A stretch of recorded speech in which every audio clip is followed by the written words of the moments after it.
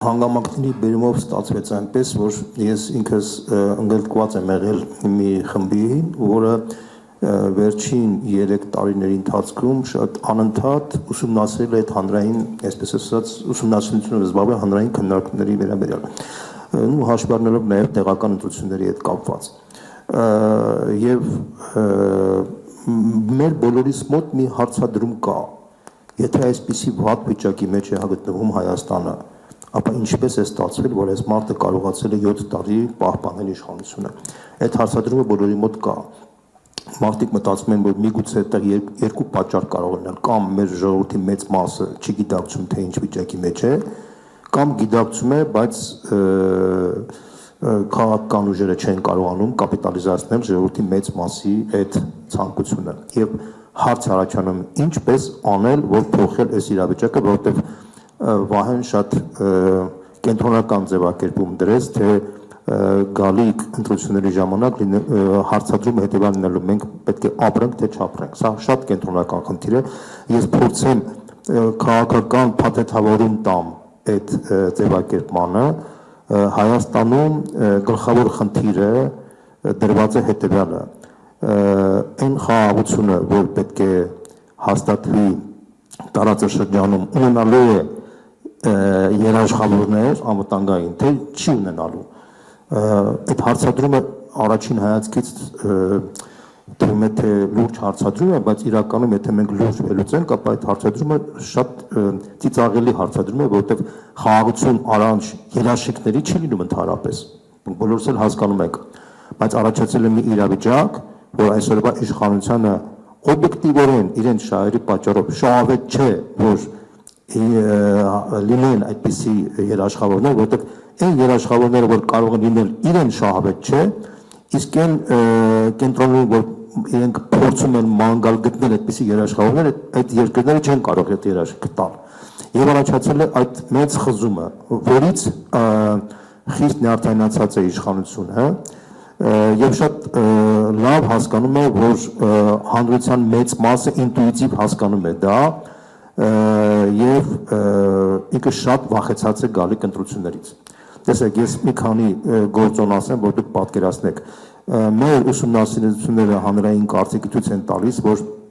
իշխանությունը ունի կայուն մոտավորապես 10-ից 15%,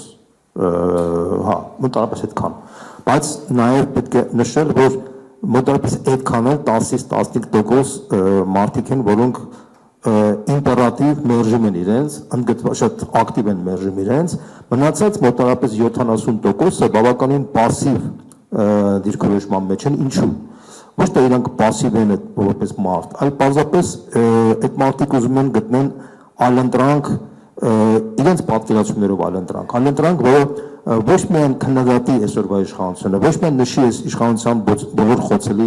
կողմերը, սկսած սոցիալականից վերջերս անվտանգային, այլ կոնկրետ առարկայական ներկայացնի, թե ինչ այլընտրանք կարող է լինել Հայաստանի համար։ Այդ մարդիկ, քանի որ չեն տեսնում այդպիսի այլընտրանք, այդ մարդկանց մոտ առաջանում է պասիվ, կրավորական, բայց ընդդիմադիր տրամադրվածություն, բայց ոչ ակտիվ գործողություններ, որի արդյունքում ստացվում է այնպես, որ փոքրամասնությունը ներկայացնող իշխանությունը կարողանում է պահպանել իր իշխանությունը, իսկ այն մեծամասնությունը, որը դժգոհ է իրավիճակից, չի կարողանում փոխել իրավիճակը։ Որն է դրա պատճառը։ Ես այդ հարցի պատասխանը երկար մտորությունով արդեն հասկացել եմ։ Պատճառը կայանում է նրանում, որ տեսեք, մեր երկրում 30 տարվա մեջ տնտեսական եւ քաղաքական դաշտում ձևավորեցին, այսպես ասած, փակ ոչ կորպորատիվ մտածողություն։ Տեսեք, եթե մենք տեսնենք մեր տնտեսական դաշտում գերակշիռ մաս են կազմում կամ ՍՊԸ-ները, փակ բաժնետիրական ընկերությունները, կամ ժամանապակ պատասխան ընկերությունները, այսինքն բաց բաժնետիրական ցուցակագրված ընկերություններ, որոնք բաժետոմսեր կարող են թողարկել եւ լայն հանրության հետ կարող են աշխատել, գրեթե կարելի ասել շատ չնչին դեր է, շատ քիչ են, եւ այդ մտածողությունը տարածվել է նաեւ քաղաքական դաշտում։ Քաղաքական դաշտում մոտ 100 կուսակցություն, բայց այդ 100 կուսակցության հետևում կանացել այդ կուսակցությունները ընդհանրապես չեն աշխատում հասարակության հետ, հասարակության ճնշող մեծամասնությունից չի ճանաչում։ իրենցից որևէ սպասում չունի, ավելին կարող եմ ասեմ, քաղաքական հիմնական խաղացողները սեփական օրակարգով էլ հանդես չեն գալիս, որպեսզի հասարակությունը այդ օրակարգով խոսի։ Տեսեք, մենք հիմա խոսում ենք իշխանության օրակարգի շուրջ։ Եկեղեցու շուրջ քննարկում են կաթողիկոսը լավն է, վատն է, Փաշինյանը իրանք ունի թե չունի, բայց դա իշխանության օրակարգն է։ Իշխանությունը այդ օրակարգը փաթաթել մեր վզին, մենք էլ քննարկում ենք դա, ընդ որում քննարկման ժամանակ կարող ենք 10 տեսակետներ հայտնել, նույնիսկ ընդդիմադիր խոսունքի մարդիկ կարող են 10 տեսակետներ հայտնել, բայց նույն գնահատականներով, եւ որը խառնաշփոթ առաջացնում մարդկանց մոտ։ Արդյունքում մարդու մոտ սկսում է իսկապես, քանի որ չի հասկանում ընդդիմադիր դաշտի խոսունքի 10 կողմերը, ինքը սկսում է հիմնականում քննարկել արդեն իշխանության կողմից ներկայացված խնդիրը, թե կաթողիկոսը լավն է թե վատն է, հասկանում եք, չէ՞։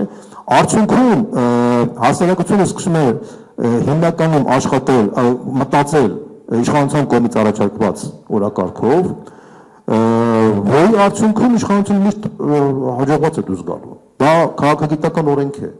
Մինչդեռ ես ասեմ ձեզ, նույն քաղաքագիտական օրենքներից են նաև այն, որ նույնիսկ եթե այսօրվա իշխանությունը այսպիսի խայտառակ արդյունքներ չտար, միևնույն է հասարակության մեջ առաջանում է հոգնածություն։ Այսինքն մոտավորապես 7-10 տարիների ընթացքում ամեն 7-10 տարին մեր տիպի երկրներում առաջանում է հոգնածություն եւ պահանջ է գալիս իշխանության փոփոխության։ Դա եղել է եւ Վրաստանում, եւ Հայաստանում, եւ Ուկրաինայում այն երկրներում, որտեղ կան այսպես ասած մեղմ բռնատիրական ռեժիմներ, պայմանական ձևակերպում, խոսքը չի աբերում կոշտ բռնատիրական ռեժիմներին։ Դա նույնն է նաև դեմոկրատական երկրներում, եվրոպական երկրներում, ասենք 10 տարուց ավել դժվար կտեսնեք մարդուն, որ կարող էր կառավարել, ասենք բացառություններ կան, իհարկե, օրինակ ասենք Մերկելի օրինակը կարող ենք բերել, բայց դրանք բացառություն են։ Պարզապես 5-10 տարիների ընթացքում միշտ փոխվում է, այդ հանրությունը հոգնում է, նույնիսկ եթե ինքը լավ հաջողված ղեկավար է դառնում։ Հայաստանի պարագայում իմպերատիվ պահանջ կա հասարակության մեջ, որ այս իշխանությունը պետք է հեռանա։ 40% մարդկանց պահանջում է, որ այս իշխանությունը հեռանա հենց այսօր։ Մոտավորապես 60-65% ցանկանում է, որ այս իշխանությունը հեռանա, բայց այլ խնդիրը, որ այդ մարդիկ դեռ չեն տեսնում այդ անընտրանքը։ Ինչ են ես տեսնում, ասենք տեսակետ հայտնվեց, որ իսկապես պետք է լինի մեծ կոնսոլիդացիա, բայց ես մի բան կարող եմ ասեմ, այդ տեսակետը ճիշտ տեսակետ է, բայց այդ կոչը միշտ էլ կոչ է մնում, եւ այդ մեծաշար այդ կոչը ցավոք սրտի հաստատ չի ստանում, որովհետեւ մեր քաղաքական դաշտը այդ կուլտուրան չունի, այդ մտածողության։ Ես կարծում եմ, որ այս պարագաներում կոնկրետ մարդիկ, դա լինեն քաղաքագետներ, փորձագետներ, թե հայտնի քաղաքական գործիչներ, պետք է կարողանան այդ կորպորատիվ կուլտուրան իրենց վերցնելով, իրենք փորձեն տանեն կոնսոլիդացիոն process, այսինքն տանեն հետևյալ տարբերակով, ոչ թե ասեն, որ սրանք հանեն խաղից դուրս, սրանք խաղից թողնեցին, սրանք հանեն խաղից դուրս, այլ փորձեն բոլորի հետ համադրել իրենց շահերը։ Սա քաղաքագիտական աքսիոմ է։ Իհարկե բոլորս ուզում ենք, որ Հայաստանը փրկվի, բայց բոլորը իրենց մտքում իրենք տեսնում են պոտենցիալ Նապոլեոններ եւ ուզում են, որ իրենք փրկեն Հայաստանը։ Դա հասկանալի է եւ դա տրամաբանական է, ցավոք սրտի մենք չենք կարող անտեսել այդ փաստը։ Մենք պետք է կարողանանք համբերատար երկխոսության ճանապարհով փորձենք կարողանալ քաղաքական դաշտում կոնսոլիդացնել, համադրելով բոլորի շահերը, հասկացնելով ամենի կշիռն ու այսպես ասած հնարավորությունը եւ ձևավորել մեծ միավոր, ինչպես որ դա եղավ Վրաստանում 2011-ից 12 թվականները, երբ որ Իվանիշվիլին կարողացավ հավաքել իր շուրջ քաղաքական դաշտի մոտ 90%-ը։ Ես տեսնում եմ այդպիսի հնարավորություն, միգուցե 90% չլինի, բայց լինի ասենք 50-60% կամ 70%։ Ես կարող եմ ասեմ, որ դա շատ իրատեսական է եւ եթե դա կյանքի կոչվի, ապա դուք ուղղակի կզամանաք, թե ինչ աստիճանի ողջունություն կառաջանա մեր հասարակության մեջ, դուք ուղղակի կտեսնեք եւ կշշմեք, թե ինչպիսի փոփոխություն կլինի նաեւ այն пассив զանգվածի մոտ, որոնք սպասում ունեն եւ իրենք էլ միանգամից կողքերեն, որտեղ այդ պահանջը կա իմպերատիվ, ես դա տեսել եմ մարդկանց հետ շփվելուց, նույնիսկ բաներ կան, մարզեր կան, որտեղ երբ որ իշխանությանը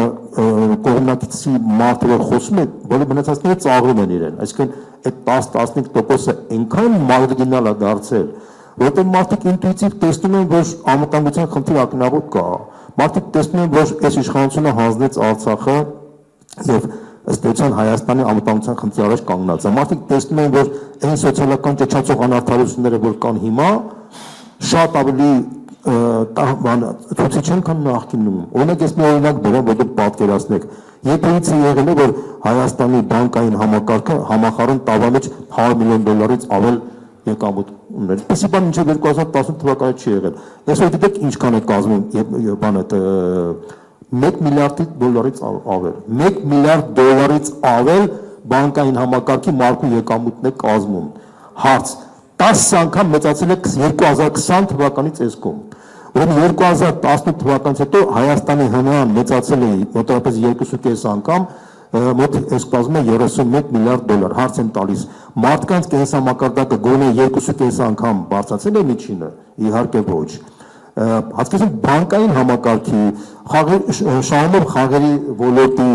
ուղղակի թռիչքային մակարդակի զարգացում կա, մինչդեռ ռեալ տնտեսությունը, ռեալ այն արտադրանք տվող բաները, իրանք մեծ հաշվով լուրջ ունեն գյուղատնտեսությունը փաստացի զրոյական վիճակի մեջ է կամ շատ չիչին թույլ աճի տեմպերը ցույց տալիս, որը շատ կարևոր գործոն է, այսինքն կարևոր սեկտոր է մեր էկոնոմիկայում։ Այսինքն մարդիկ տեսնում են, ես մի օրինակ ասեմ, պաշտոնական տվյալներով Հայաստանի միջին աշխատավարձը կազմում է մոտավորապես $850, հա, sense ձևակերպենք, ես մոտավորապես, մոտավորապես այդ է, չէ։ Ես իրականությունն եմ ասում, գնացեք ցանկացած հարցում արեք Երևան քաղաքից 20 կիլոմետր հեռավորությամբ բոլոր ռեգիոնալ քաղաքներում, դուք տեսնեք, թե մարդը եթե 150,000 դրամ ստանա, դա կլինի երջանիկ մարդ։ Միջին աշխատանք, մասսայական մարդիկ ստանում են 100-ից 150,000 դրամ եւ 150,000 դրամը իրենց համար իրանք են ասում, եթե մեր աշխատավարձը լինի 150,000 դրամ, ես երջանիկ կլինեմ, իմ ընտանիքը կարող է։ Դուք գիտեք, ես միշտ թիվերն ասեմ, որ մեր ժողովրդի բնակչության մոտավորապես 10%-ը 2018 թվականից վաճառել է իրենց տները, սեփական տները եւ ապրում են վարձով, որտեղ առողջապահական համակարգի լուրջ խնդիրներ ունեն, այսինքն առողջության խնդիր ունեն եւ պետք է ապահովեն։ Դուք ցույց այդ տվյալների մասին մեր քաղաքական դաշտը չի տիրապետել, որտեղ չի շփվել հասարակության հետ, ժողովուրդն նեղացած է այդ քաղաքական դաշտից։ Ես մի օրինակ բերեմ, որ դուք պատկերացնեք։ Դուք գիտեք, որ հիմա խոսում են պետական ապահովագրական համակարգի ներդրման մասին Գալիք Տարբանից, չէ՞։ Հա, հիմա տեսեք, ես մի օրինակ ասեմ, որ դուք պատկերացնեք։ Դուք գիտեք Վրաստանում ինչ համակարգ է գործում։ Ես մի հատ օրինակ բերեմ, որ դուք պատկերացնեք։ Վրաստանում 2015 թվականից, այսինքն Իվանիշվիլի իշխանության գալուց 2012 թվականից, տանը 3 տարի անց, այնտեղ գործեց պետական ապահովագրական համակարգ, ընդ որում բիզնեսի վրա զրո մակարդակի հարկային ավելացում եւ հասարակ մարդկանց աշխատանքներ բացառապես զրո պաուզ բերնելուց։ Հիմա ես օրինակ բերեմ պատկերացրեք, այսօրվա դրությամբ արդեն Վրաստանի քաղաքացին ստանում է ծնված օրվանից, այսինքն 1 տարեկանից մինչև չի 80-90 տարեկան ապրող մարդը ստանում է տարեկան $9,000 այսպես ասած գումար, նստում է իր հաշվին, ինքը չի կարող այդ հաշիվը ծախսել ցանկության դեպքում, բայց եթե ինքը դնում է բժշկի եւ բժշկական խնդիրները կանում, ինքը ավտոմատ այդ հաշվից գործում է։ Ուրեմն քաղաքացուն, եթե ընտանիքը բաղկացած է 4 հոգուց, այդ նշանակում է $9,200, պետք է բազմապատկեն 4-ի եւ ամեն տարի մարդը ոնց որ մեր մոտ ասենք այդ բան ապահով կա, չէ՞, ամեն տարի այդ $9,000 ավտոմատ նորից կայանում։ Այսինքն եթե դու ունես, եթե դու ծախսել ես ասենք $9,200-ից $8,000, $1,200 մնացել է, դա զրահն է մյուս տարի, նորից $9,200 ամեն տարի ինքը ավելա, այսինքն ամեն տարի դու ունես այդ երաշխիքը։ Ավելին կարող եմ ասեմ, այն Վրաստանի քաղաքացին, ով Վրաստանից դուրս է գալիս նույնիսկ Ռուսաստան կամ Հայաստան կամ չգիտեմ այլ երկիր Ադրբեջան եւ ինքը ընտեղ է այդ ծառայությունը ստանում, այդ ծառայության գումարի 40%-ը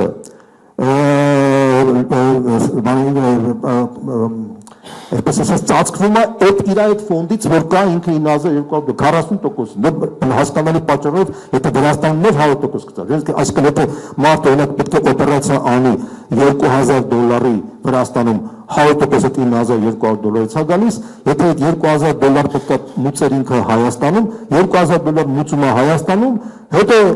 գնում է Վրաստան, Վրաստանը իրան $800 դրան կոմպենսացիա $800 հանում են այդ բանը։ Իսկ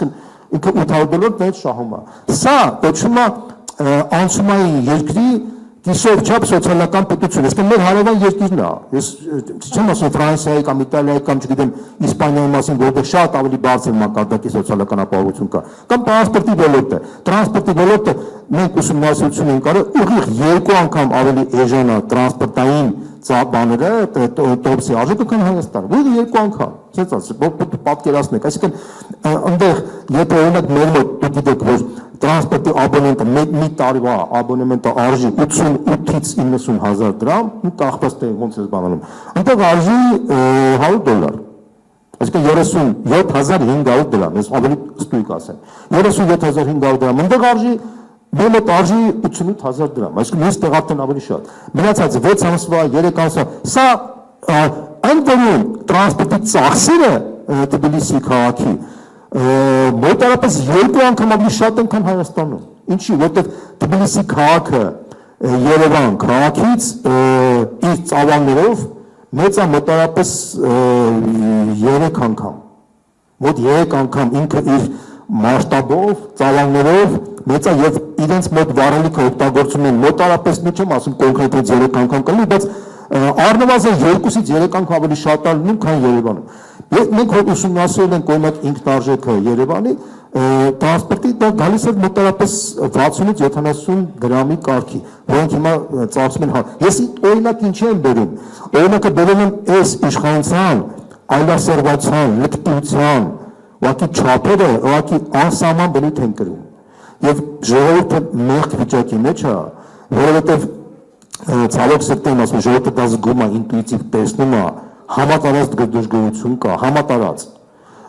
Եվ պարզապես մարդիկ չեն կարողանում իրենց դժգոհությունը, այսպես ասած, ներկայացնել, որովհետև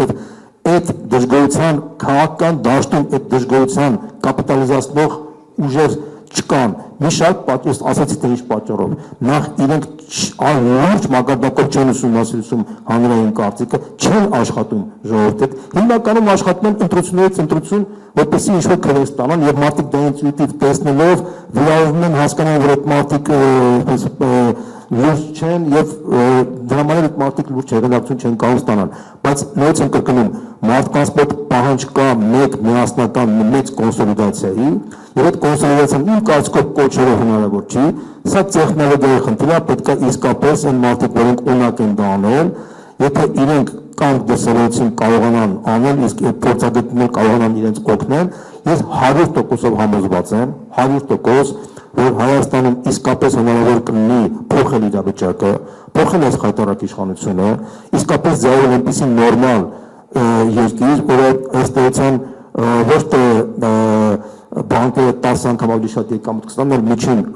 միջին մակարդակի մեր քաղաքացիները իրենց որակը կբարձրացնեն, սոցիալական արդարության գոնե մինիմալ զգացողությունը արդեն կվերականգնվի, չեմ ասի, որ կոռուպցիան ընդհանրապես կվերականգնվի, բայց կոռուպցիայի մասին ասեմ, Transparency International-ի գնահատականներով ամեն տարի Վրաստանում կոռուպցիայի գործակիցը 20%-ով ավելի բարդ վիճակի մեջ է, քան Հայաստանում։ Սա էլ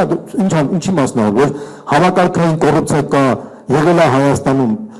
նախկինում էլ մնացել է նույնն էլ կա այսօր համակարգային, բայց նույնիսկ այս տնկարված եւ ռեկլամ կանացված իբր դեմոկրատիայի բաստիոնի պայմաններում հարևան Վրաստանից մենք 20%-ով ավելի զիջում ենք նույնիսկ այդ հարցում։ Սա է խնդիրը։